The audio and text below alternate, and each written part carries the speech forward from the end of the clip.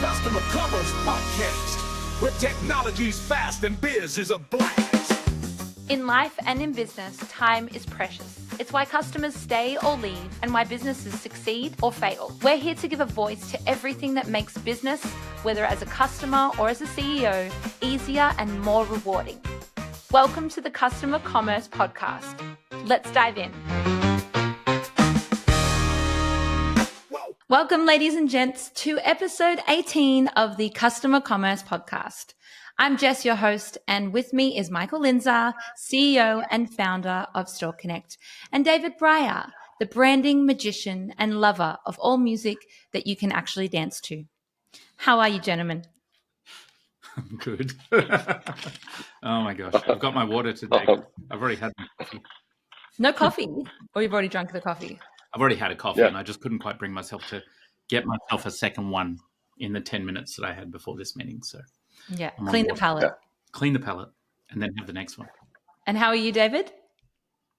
I have an equally clean palate and basically, and I've had one coffee as well. And this is the first time that Mikel and I have had a chance to actually compare notes. So we didn't say, hey, are you going to have a clean palate and have drunk one coffee before the call? We haven't even had that memo. So no, you guys just can feel it, uncoordinated. Right? Twins. Well, last week we discussed tips for business owners heading into the craziness of the upcoming holidays. And you guys shared some awesome insights into the priorities in which e-commerce businesses should be focusing on, which may not be as attractive and fun to do like social media presents itself. But when confronting these certain tasks, definitely makes for a smoother ride in business and even smoother for the customer experience. So keeping in mind of the season that we're in, we're going to focus on two words, which are really the center of business and expansion and longevity, and that is customer commerce. So I'm going to tease it for a second. I'm going to pause, and we're actually going to listen to a real customer, C-U-S-S. So these voicemails come in. They can be as, how do I say, blunt, Australian, non-Australian. You can cuss. You can do whatever the F. Raw, unfiltered. I'm not going to swear. I'm a classy little lady. But we're going to listen to one now, and then we'll discuss. So basically, I remember once it was just so fucking annoying. I was like, there was this clothes shop. I saw this clothes that I really liked online. And then I was searching. And then first of all, like, it was so hard to understand. I was on their webpage and it was like so hard to understand like the measurements and the sizes. It was just like so fucking not user friendly. And then apart from that, I was like, okay, there's a chat. So let's talk to them with a chat. And I started to write to these people, and they would get my messages, and like they answered 4 days later. Like, why do you even put a chat if you're not going to be answering? Just don't fucking put it. If you put the chat, you answer right away. Otherwise, you just don't put the chat. It's useless. I'm already like not interested in buying it anymore. I'm just going to go buy something else. Like, totally lost your clients. So they were not nailing it down at all. That's all I have to say. It was a terrible, terrible, terrible user experience. Okay, he wasn't shy of saying the F word. No, that's spot on. It's like, it's expectations. If you're setting the expectation of a communication and you're setting the expectation of, hey, you can chat with us, and then you don't chat with them, it's worse. Like there was this study done that airports and airlines use a lot, is that if the person is doing something, they don't mind waiting. Or if you set the expectation of when the time is, they don't actually mind waiting that much. It's when you set the expectation that the time is very, very fast that it becomes a problem. Or when they don't know how long it's going to take for that thing to happen.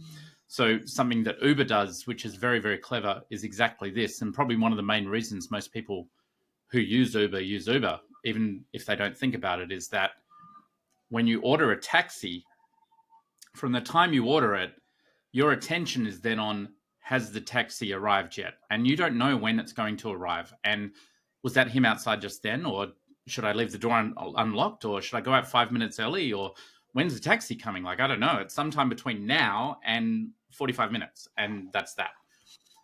What Uber discovered was showing a car moving on a map, updating you of when it's going to arrive, even if it takes longer than what the taxi would take, is still preferable, because then you have a prediction and you have a knowingness around what's going to happen. So this is a classic example of that, is that he was expecting a chat communication, and chat is a live two-way communication. Now, should you take your chat off your website if you can't be there 24/7? No. But what you should do is, if there's a chat bot there and you're not online, it should say, we're not currently here. Sorry, we're asleep. You can be a little funny about it if you want. We're taking a well-earned rest or whatever. And please send us an email and we'll get back to you during business hours, right? Because if you leave an email on Friday and you say, we'll get back to you straight away, and you're not there until Monday, again, lost opportunity and lost meeting of an assumed expectation. And that's terrible. They'll hate that. Actually, it just reminded me, I better make sure our chat system on our website actually does that. But, well, it's really important. Yeah, I guess to me, when I see it as a customer, it looks like technology clutter. Like it's not there for a purpose. And it's fancy and it's like, wow, AI, it's, but then when it doesn't work, you're like, oh, okay. They either don't know how to use it. Like you start getting real judgmental. You can get real judgmental as a customer very fast of a brand. Yes. Customer cynicism is rampant, and you don't have to give them very much to trigger that. Yeah, that's right. And if you're offering or attempting to offer a premium experience as a brand, that is not a premium experience. The client wants that communication. I mean, I'll give you another example of that. I rent a lot of cars because I travel a lot. I'm in the president's circle of Hertz, and they have an app on the phone.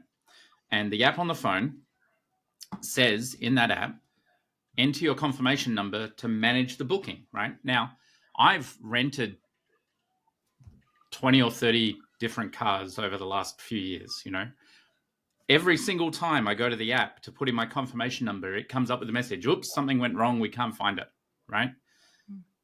The confirmation number is like a 14-digit number that I have to copy over from my email, letter by letter, or somehow highlight it, and it takes all this time. And I finally get it in there, and I put it in, and they can't find it. So then I call the customer service team, and I get through to someone who then says thank you, and they confirm that I'm a Hertz member after being on hold for about 5 or 10 minutes.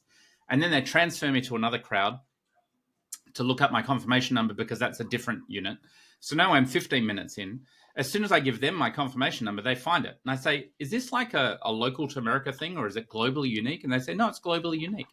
Well, why can't the app find it? Like, it's like one job that the app has is finding the confirmation number.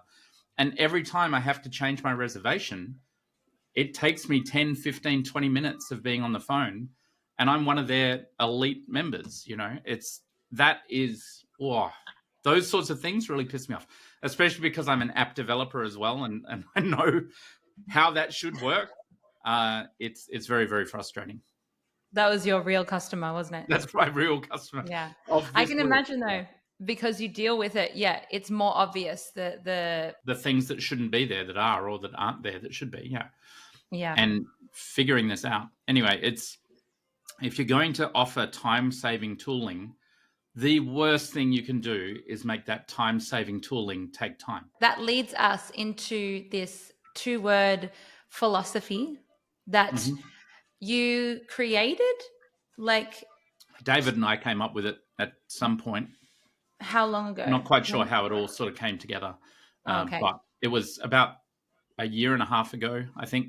We were at a big conference, and we started working around what it is that Store Connect is, and we came up with that we're the customer commerce company. And then we were looking into that, and I went, oh, hang on a minute, that's not a slogan, that's a philosophy. And we sort of just went from there. And then the music went, yeah, angels, light in the sky, the whole thing, clouds parting. And then I started writing a book on it. So the book's pretty much written. We're going through editing to get it released. But yeah, it became a bit of a overarching viewpoint on how should you work with customers and what should the focus be. Nice. And in what way, I guess, like with the philosophy, is this something that Store Connect are obviously applying themselves and pushing, but is this something that other businesses can then apply? How do they apply it? Is it connected to Store Connect? Can they do it without Store Connect? You can do it without Store Connect. Store Connect just makes it easy. Customer commerce is just a viewpoint. Fundamentally, the viewpoint of customer commerce is that over the decades, the recent decades, and I'm talking like back to the 50s, 60s, probably is where it really started to take off, is the viewpoint of a transaction or a business transaction became more about building efficiency for the corporation that was delivering the transaction instead of maintaining a relationship which was there before. And if you look back in the old movies from, 30s, 40s, 50s, even into the 60s and early 70s, maybe, when you went to a hotel and you'd been there before, they knew who you were. Or, you went to the butcher or you went to the greengrocer and it was, hi, Miss Fairley, I know you love the tomatoes. You should really try these ones up the back. We just got them in. They'd be great for you. That sort of relationship building has pretty much disappeared from our lives. And I think if you were to sum up customer commerce, it would be how to recreate as much as possible that relationship while also maintaining efficiency in the organization. Because the drive to the efficiency has been because costs have gone up, attention spans have gone down, and all of these things, all of these factors, which are all valid, and we can't just pretend they don't exist. But there are ways to maintain that customer relationship despite the efficiency gains and requirements. And that's really what customer commerce is about. Because at the end of the day, if you as a business holder have a relationship with a customer, that relationship can overcome other things that might not be perfect about the transaction, right? The relationship is actually more important than the transaction itself. And it's working out how to build that relationship and how to grow that relationship. You kind of take it for granted now. Well, I was thinking when you were mentioning that, like the difference between receiving an email now and receiving a handwritten letter. Mm-hmm.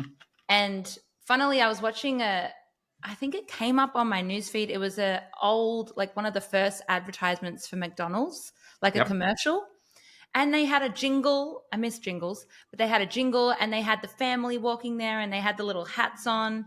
And now I don't even know if there's Happy Meals anymore. Surely there are Happy Meals. Yeah. But I think the advertisement, the promotion, the push of like, instead of the customer experience, it was all about the modern technology.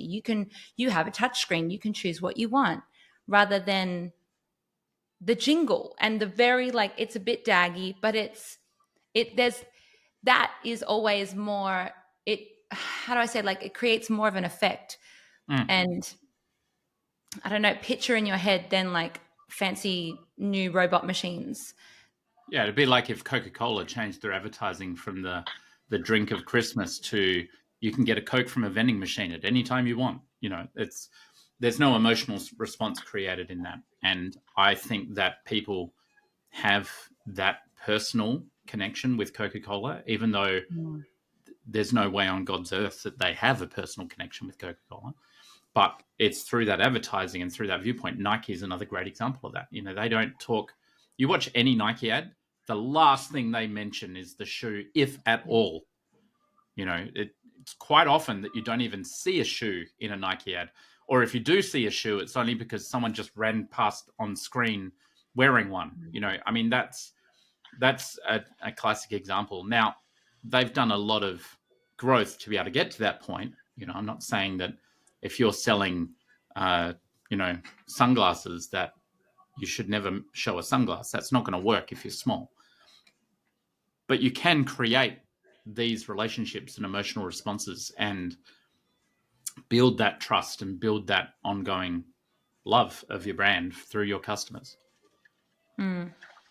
Yeah. And so then are there any examples that, come up in your mind of, I guess, businesses that have violated the philosophy of customer commerce? I know we have the real customers. That's the whole point. But is there any other examples that come to your mind? Yeah, like even simple things, hopping in a taxi and the taxi driver not asking you your preferred route, or taking you on the wrong direction, or tailgating the car in front of you. Like, this can be right down to a very, very one-on-one professional services level. If you're a tradesperson and you're going to someone's house and you've been working outside and they want to bring you inside, bring some of those little shoe coverings or take your shoes off as you're about to walk into their house. These are like really small consideration points that will build a fantastic relationship with that customer. Even down to if you say you're going to deliver something within a certain time frame, do that, or be proactive about why you can't. I ordered something. I was going on a long overseas trip for 3 months, and I wanted to get some books for my daughter, who was 4 at the time, to hop on an aeroplane. It goes for 14 hours, which is a long trip for a 4-year-old. And I ordered these books, and it was on an Australian domain name. And I placed the order a week before I was leaving. I thought, that's enough time. We'll get them. And it said, free delivery and blah, blah, blah. And I'm like, okay, an Australian company, free delivery. It'll take about a week. That's fine. And then I get the update notification that it's being shipped from Florida. And I'm like, what? I ordered this on an Australian company. Why is it being shipped to Florida or from Florida? And worse, I was going to Florida, right? So the shipment arrived in Australia after I landed in Florida. This sort of thing is just insane. If they had expected delivery times 3 to 4 weeks, which is what it took, I wouldn't have ordered it. Now, the argument there is, well, then they would have lost the sale. Well, yeah, but you can guarantee I'll never purchase from them again, and they'll be featured in podcasts like this, So that's a good example. Yeah, that is, unfortunately. David, anything come to mind? Well, yeah. Actually, I want to add this little layer because Michael and I have talked a lot about customer commerce as a concept, as a philosophy, as a category. And I think here's the underlying truth of it all. Everyone's experienced this. There's an inherent reciprocity where we reciprocate. If someone treats us like shit, we feel the inclination to kind of reciprocate and treat them like shit back. If someone treats us nicely, we feel the inclination to kind of reciprocate and respond in kind. So this element of reciprocity, reciprocating in a like sort of manner, is sort of human nature. Good, bad, or indifferent. It's kind of like the way we kind of knee-jerk respond to things. If someone's nice to us, wow, that's nice. We're going to be nice. We're going to, most majority of the time, be nice back. And the same thing will be happen if we're treated like crap. If someone treats me like crap in a store, I'm thinking to myself in my head, screw you. I'm going to charge the card and I'll never come back here. Simple, right? Through reciprocation. If someone's nice to me, I'm like, wow, that was so nice. They remembered me.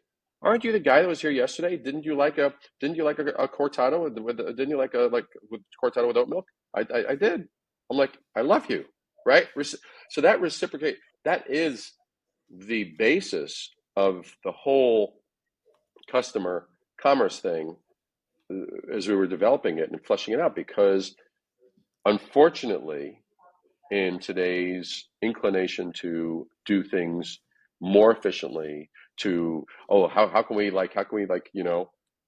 tighten that up, make it more efficient, results in dehumanizing.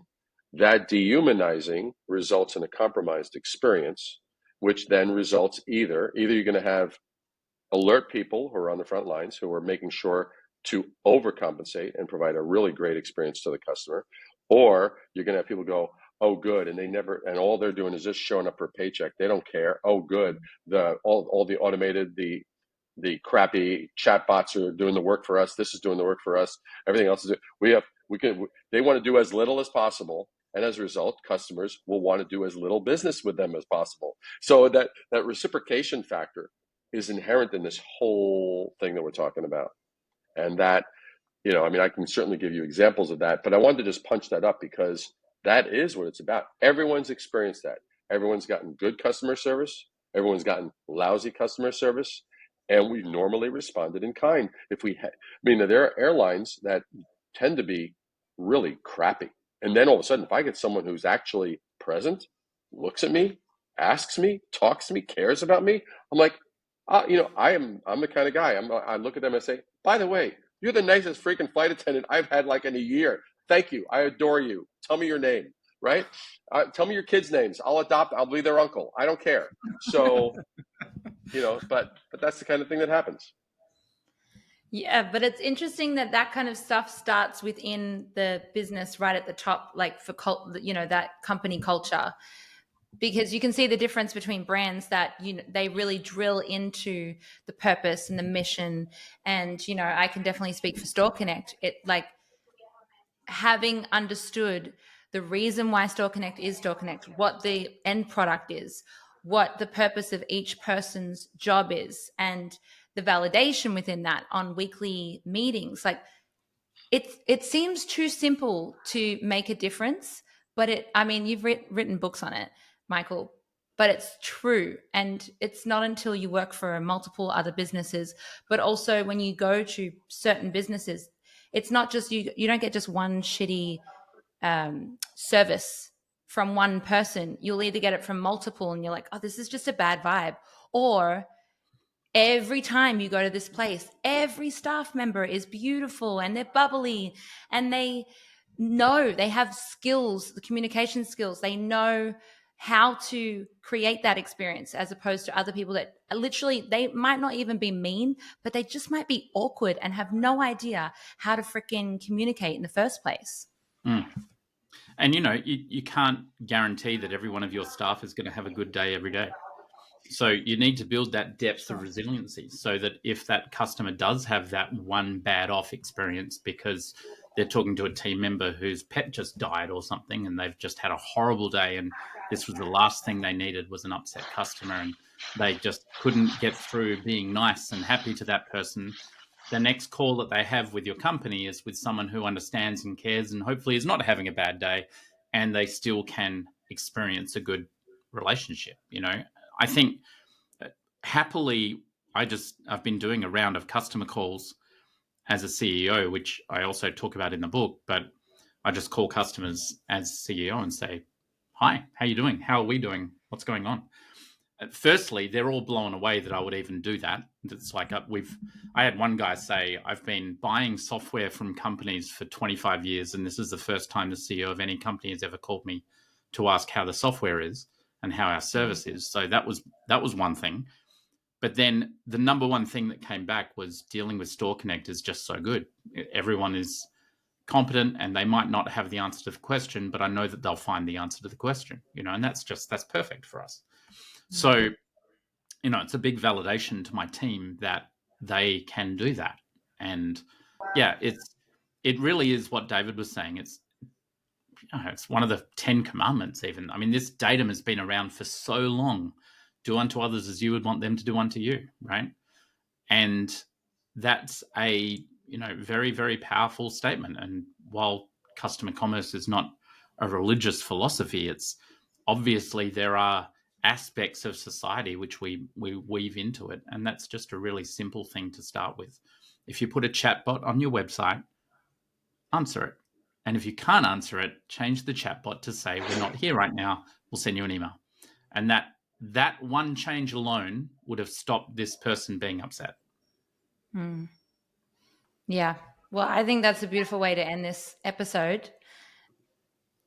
Follow the philosophy of customer commerce. That's right. When is the book coming out? Soon. Editing books is a lot of work, but it will be pretty soon. And obviously I'll announce it here. So we'll go from there. It'll be worth it too. Yeah. Beautiful, guys. All right. Well, I'll speak to you guys next week and we're going to start coming at you with a bit of more trending e-commerce topics and discussing those things so that you, the listeners, are ahead of the world. Awesome. And can learn and contribute and apply customer commerce. All right. Perfect. See you guys later. Thanks for joining us today.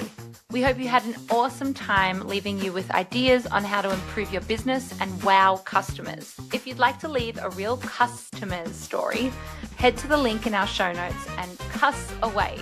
Love the show? Please subscribe and leave a review, because that enables us to help more businesses in building real relationships with customers and grow more rapidly. See you next time.